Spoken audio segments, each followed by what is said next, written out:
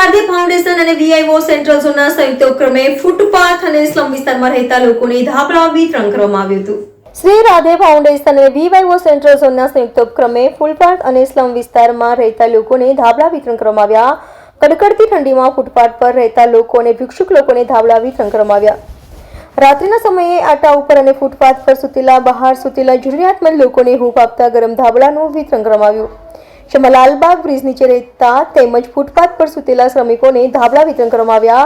જેમાં શ્રી રાધે ફાઉન્ડેશન અને વીઆઈઓ સેન્ટ્રલ ઝોનના સંયુક્ત ઉપક્રમે ધાબળા વિતરણ કરવામાં આવ્યું હતું। જેમાં ભાગવત કથાના કલાકાર શાસ્ત્રીય નયનભાઈ જોશી, સામાજિક કાર્યકર્તા શૈલુ બાપુ સાથે શ્રી રાધે ફાઉન્ડેશનના સભ્યો સાથે વીઆઈઓના સભ્યો આ કાર્યક્રમમાં ઉપસ્થિત રહ્યા હતા।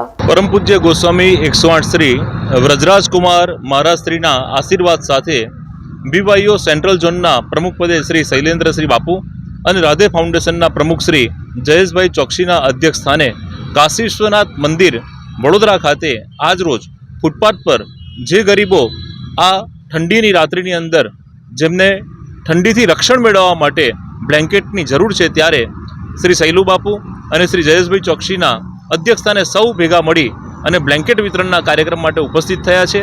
જેમાં ફૂટપાથ પર રાત્રિ ગુજરાન કરતા, રાતવાસો કરતા જે આપણા ગરીબ ભાઈ બહેનો છે એમને વિનામૂલ્યે બ્લેન્કેટનું વિતરણ કરવામાં આવશે અને ઠંડી સામે રક્ષણ મળે એ માટે આ બ્લેન્કેટ દાન આપવાનો કાર્યક્રમ આજે રોજ આયોજિત કરવામાં આવેલો છે।